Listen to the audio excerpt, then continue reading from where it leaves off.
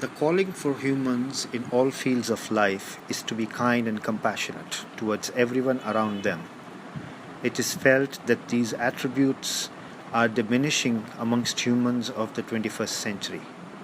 Let's inspire and grow human transcendence.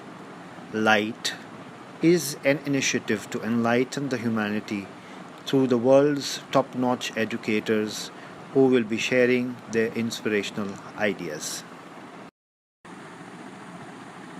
Our guest speaker today is Dr. Neslyn Druee, CBE.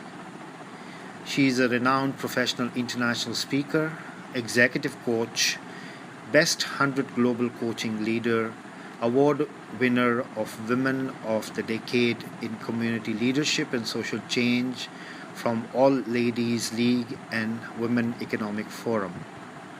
Dr. Neslyn has a track record as a leader, pioneer, and entrepreneur, and is focused on enabling the development of individual personal mastery, including the expansion of leadership competencies within organizations. Dr. Neslyn is highly decorated with multi-awards, honored 3 times by Her Majesty Queen Elizabeth II. Dr. Neslyn has dedicated her life to service, personal, and leadership development of others. Now, humbly request Dr. Neslyn to take the forum and address the gathering. Thank you. It's such a pleasure to be here with you. And as I said, I have no idea what I was letting myself in for. So I am literally speaking from my heart, as it were, rather than from a script or from anything that had been pre-planned. And as I listened to your introduction, what actually came over to me in terms of light, the very first thing there, I'm going to choose the L, and that is about love. And as you say, that a lot of these qualities now are diminishing, but they actually need not diminish. So one of the things that we are in a pandemic, and what we are beginning to learn again is that we are interdependent on each other. There is no one of us who is an island to ourselves. So I am dependent on you. You are dependent on me. Countries are dependent upon countries. And so, we are here in many ways to be of service to each other and to love each other. And love is just so important. And when I finish speaking, I would like to have some sort of questions and answers and sort of debate around these issues. So love is important, and we need to re-examine ourselves. We need to go back and rethink about our values. We need to understand that the love that we are talking about is not about the narrow definition of love that sometimes come from the human perspective and with a sexual connotation. I am talking about open-heartedness to each other and recognizing the divinity in each other. When I can look into your eyes and see that you are a child of God in the same way that I am a child of God, when I can recognize that there is one presence, you may say God, you may say Allah, whatever, but there is one presence, and we are actually a part of that presence. You are a part of that presence. I am a part of that presence.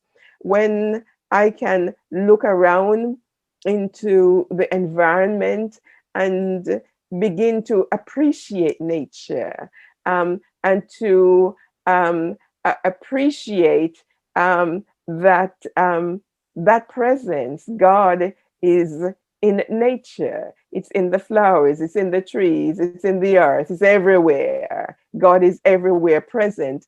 Then it brings us to another space where I then don't need to become selfish.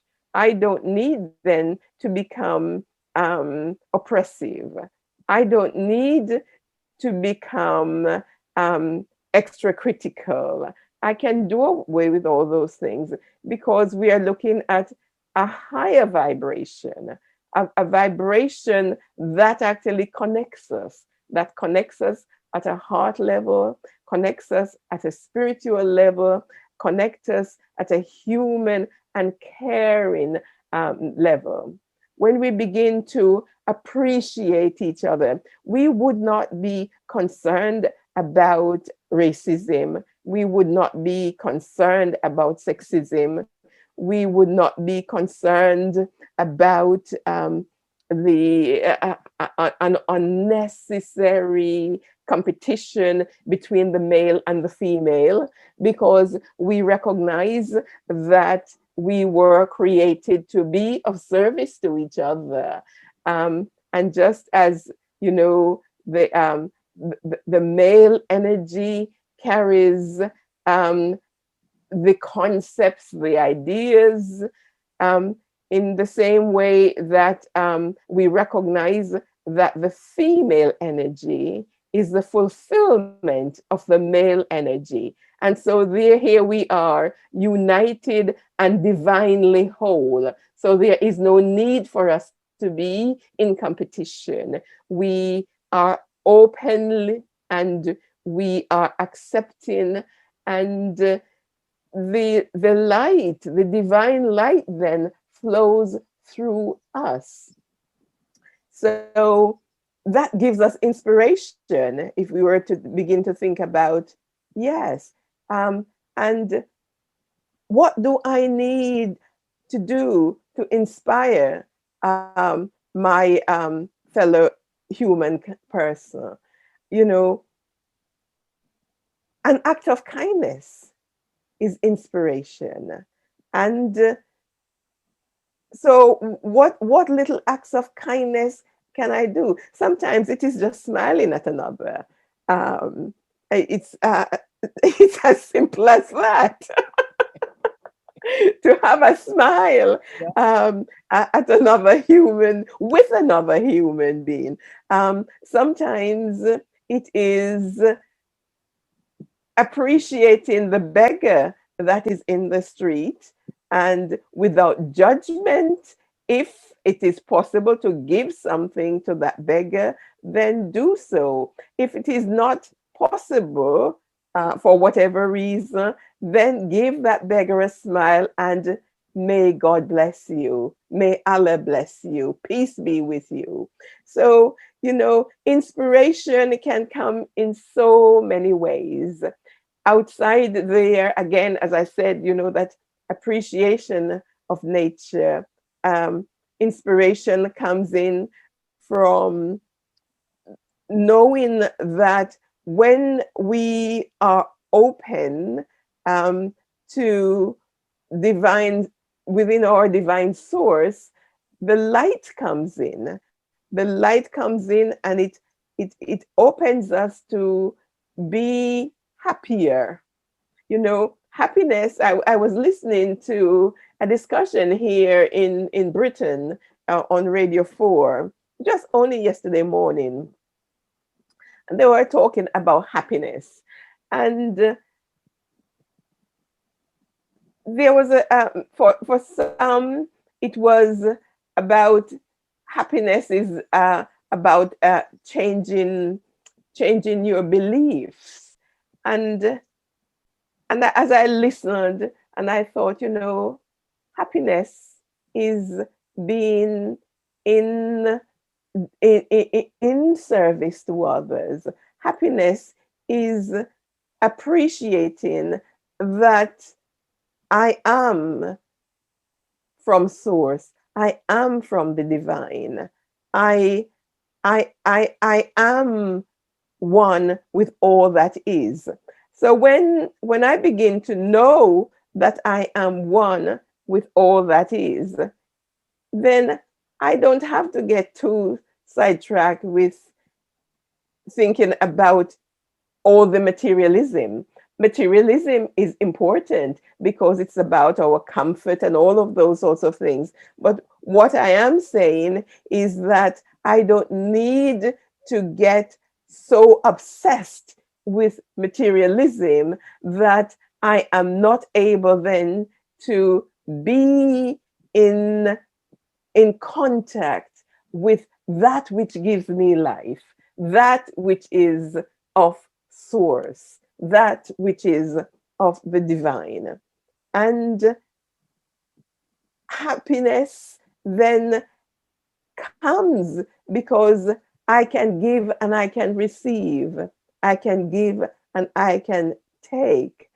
Um, I think it is so sad that in some parts of the world and in some societies, there's almost an embarrassment um, to be in praise of Allah, to be in praise of God. Um, it's how as humans we have got to this stage where we have so separated ourselves. Um, God has never separated us. So God is within us.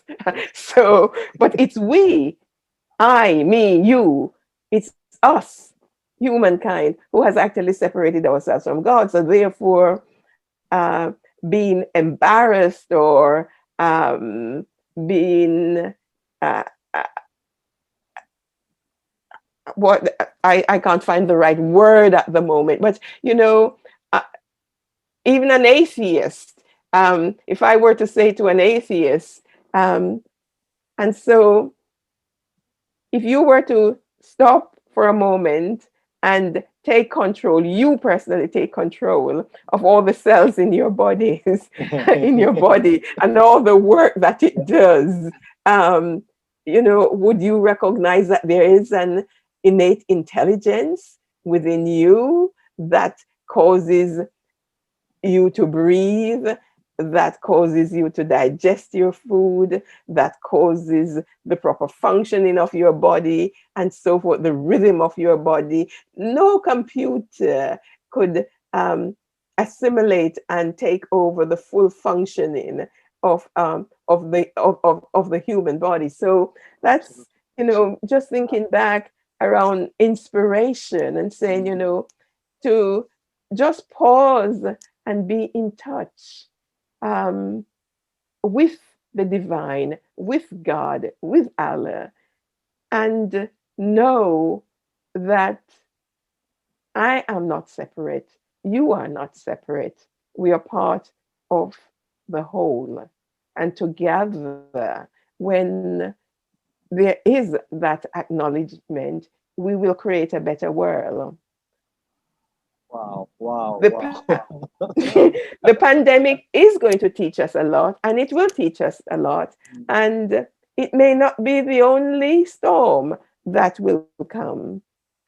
Other things will come. Nature will fight back. I noticed when the pandemic started here in England, and I walked along my street, and I was amazed at the cleanliness of the street. People almost as if they woke up. But I walk along the street now and I see the carelessness of the way we are discarding our garbage, not taking sufficient um,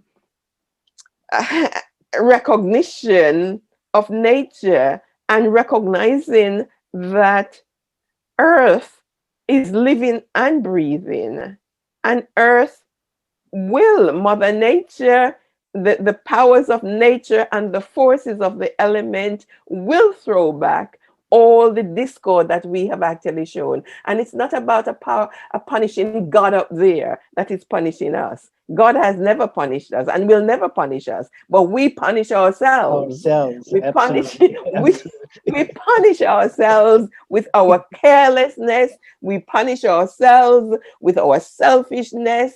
We punish ourselves with our separation, and more and more and more and more. So yes, I would I would want to also want to say, you know, the timelessness when we begin to think about your transcendence. You know, we are here for a while, and we are here for a purpose, and we are here to be in service. And the better we do that service, the higher we raise our vibration. The higher we raise our vibration, then um, the more we transcend into something that is bigger than what we are at the moment, and to recognize, you know, the eternality of life. Life is eternal. And so in eternal life, how do we want to be? And what do we want to be remembered here for? So I'll pause for the moment because I'd like to just have a conversation with others. Thank you so much, Dr. Neslin. That was really, really very, very powerful. And one of the other ideas related to the concept of light is that it is coming through the source. So thank you very much for enlightening us with your wisdom.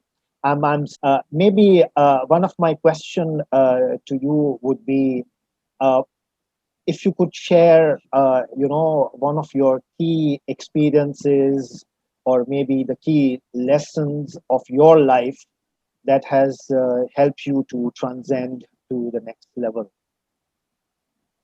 Um, so, uh, what key lessons? Well, you know, I came from Jamaica at age 19 in 1969. So, you know, 29th of June, I will be 72 years around the sun, Wow.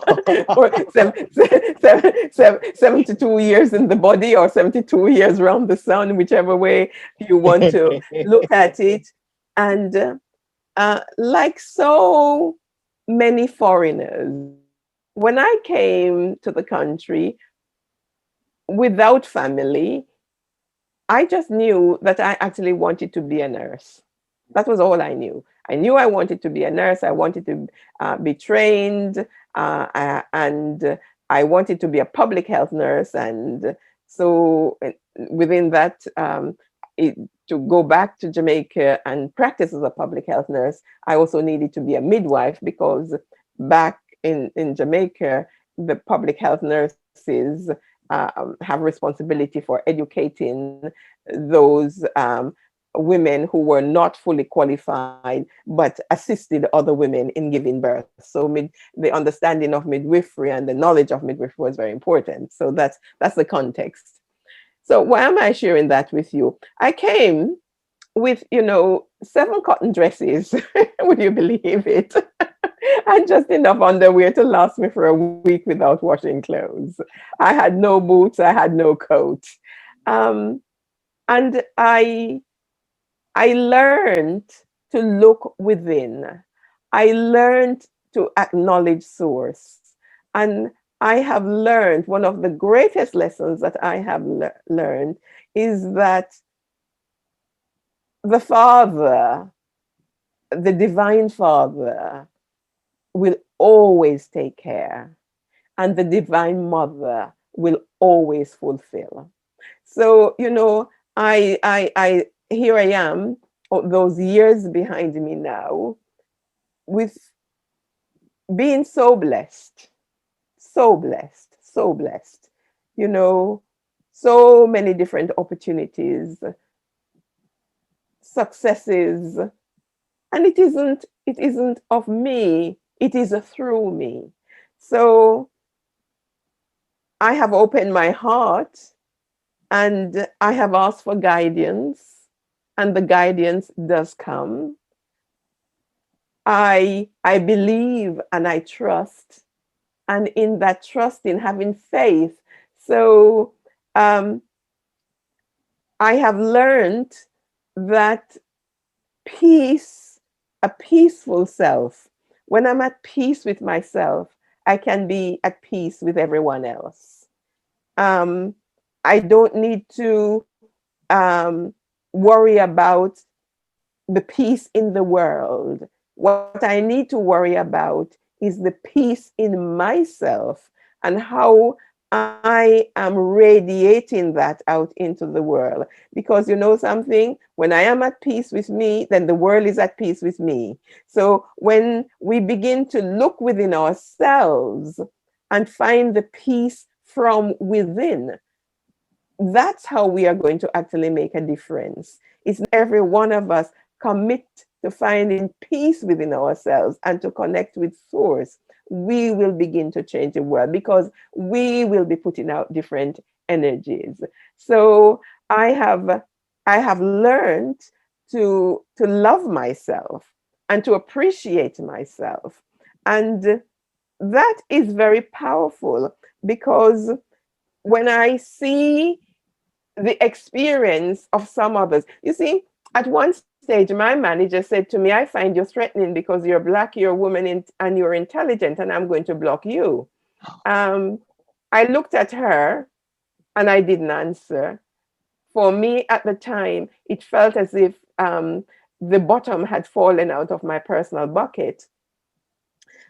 But because I love myself, because I respect myself, because I have strong self esteem, I wasn't going to allow that to happen to me. So I walked out and I looked at, so what are my skills? And that was how I formed Beacon. Because I think the central message that I am giving here is when you love yourself and when you have high self esteem, you do not allow others to treat you like trash. And you do not accept poor treatment. And so it is about having that strong appreciation of who you are and not to be downtrodden. And even in personal relationships, it's very important in close personal relationships that each of us recognize the divinity in the other, and each of us have a respect for the other. And when I, what I, as a health visitor, a public health nurse, as other countries would call, when I see abuse in families, and and what psychology has also taught me, when I get to the bottom of it, oftentimes you find that the abuser has been abused themselves. The abuser oftentimes has low self-esteem of his or herself. And so, coming back to light and love, love is big, because when I can't love another human being until I really love myself. Go on, I'll pause. One of the concept behind having these light sessions is that they will be short, and I think we have exceeded our time limit. I really apologize to the people who are listening, because the whole idea was actually also linked to looking at or estimating the time that sunlight actually reaches the earth, and it is exactly 8 minutes and 20 seconds, so around 500 seconds altogether. And in our flyer we had said that we'll just finish it in maybe 10 or so minutes, but we went beyond, and we can go on and on. Thank you so much It has been a real blessing. Some of the key takeaways that I have picked the uh, from the wisdom that you have shared, Dr. Neslyn. Let me just summarize it very quickly so that it's even beneficial for those who have joined in a bit late. Basically, you have talked about oneness, you have talked about uh, connection and connection between ourselves and equally being connected with the divine. And we've talked about empathy, you've talked about trust, you have talked about peace within yourself, which I think is very, very essential, and keeping in view the current situation where things are not that good. Each and everyone has to have peace within ourselves so that we can be peaceful for others. So maybe one last quick comment, any final message, Dr. Neslin, that you want to give to the audience, and then we'll close this session. I just want to say I unconditionally love and support you in all your radiant magnificence and all that you're achieving, and may the community continue to grow and inspire each other. Complete. Thank you so much. With a lot of gratitude, I thank you once again, and we'll see you, inshallah, in the next live session. Very soon, we will announce it on the social media. Thank you very much.